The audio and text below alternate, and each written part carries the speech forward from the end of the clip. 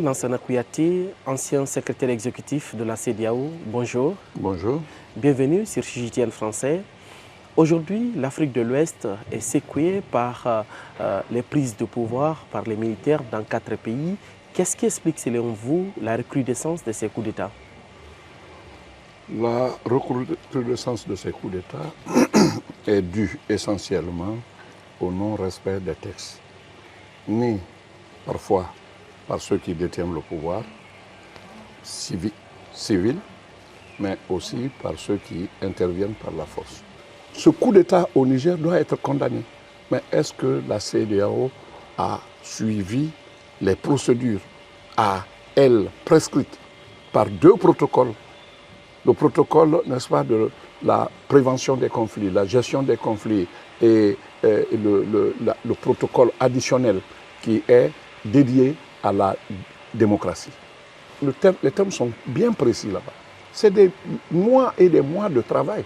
C'est moi qui ai mis cette commission en place. J'ai dû travailler là-dessus pour que les Européens ont dit, enfin, disons, tous les pays démocrates ont dit, c'est une étape avancée de la démocratie parce que c'est une forme de démocratie qu'on dessine, constitution même, qu'on dessine pour toute l'Afrique de l'Ouest. Mais voilà où nous en sommes. La CEDEAO envisage une intervention militaire au Niger pour rétablir le président Mohamed Bazoum. Est-ce qu'une bonne solution? Quelle que soit la solution, la question ce n'est pas si c'est une bonne solution. La question doit être, est-ce que l'intervention militaire doit se décider dès le début, n'est-ce pas, du coup d'État? Aujourd'hui, la CEDEAO dit, nous le faisons parce que ça fait tache d'huile. Mais il fallait penser à tout ça là depuis le début, appliquer les règles, appliquer les textes. Mais même dans ce cas d'urgence, si vous devez agir, il faut penser à la procédure. La CEDEAO, comme les autres, la SADC, l'IGAD, toutes ces organisations régionales qui font florès en Afrique, doivent savoir que c'est l'ONU, par le truchement du Conseil de sécurité, qui est responsable en première instance de la paix et de la stabilité mondiale.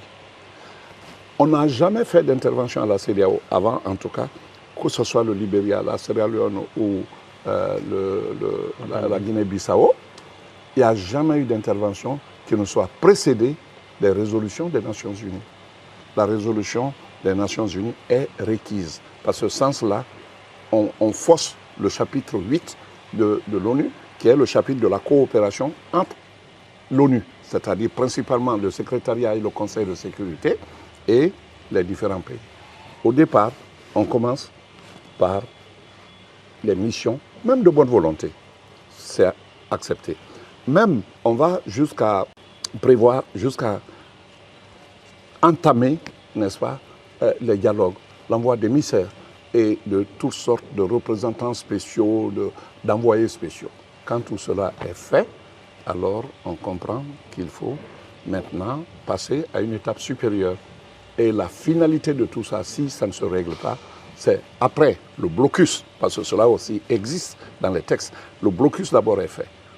Et tout ça là, ce sont des alertes pour dire on va monter d'un cran plus.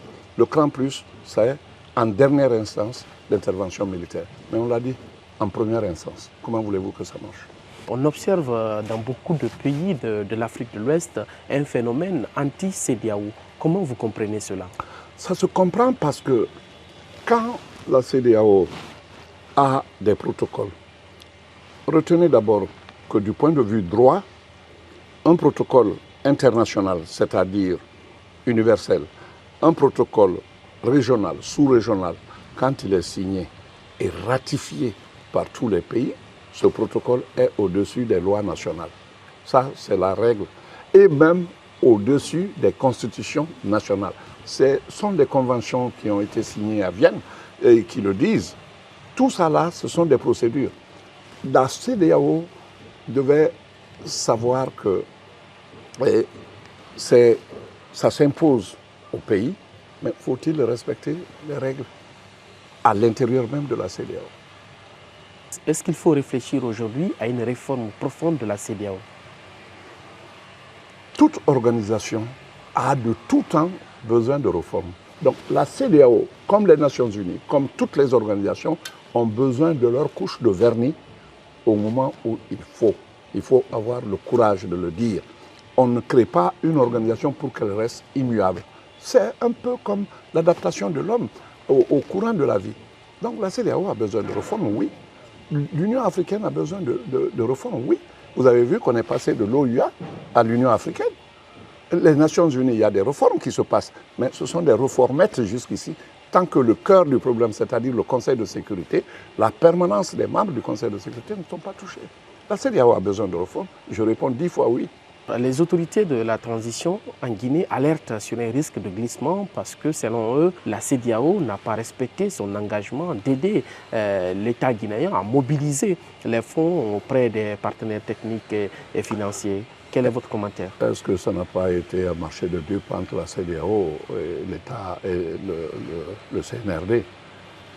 Je le dis et je le répète, quand on compte sur la communauté internationale pour mobiliser les ressources en faveur d'un quelconque pays, qu'il s'agisse, n'est-ce pas, du cas guinéen ou d'autres cas, dès lors que tu comptes sur la communauté internationale, on a vu ça dans d'autres domaines, eh bien, franchement, la communauté internationale se joue des pays de la CEDEAO, tout comme des pays d'autres entités. J'ai vu ça en Afghanistan, j'ai vu ça partout. Non, l'État a eu peut-être tort de fonder tout son espoir sur ça. Mais la question, je ne suis pas dans les secrets de Dieu, et ils doivent revoir, même ce prélèvement communautaire, c'est des montants qui sont colossaux aujourd'hui à la CEDEAO, 1%, 1%. Mais les États même basés sur ça, les États n'appliquent pas non plus. Monsieur Lansana Kouyaté, ancien secrétaire exécutif de la CEDEAO, merci. C'est moi qui vous remercie.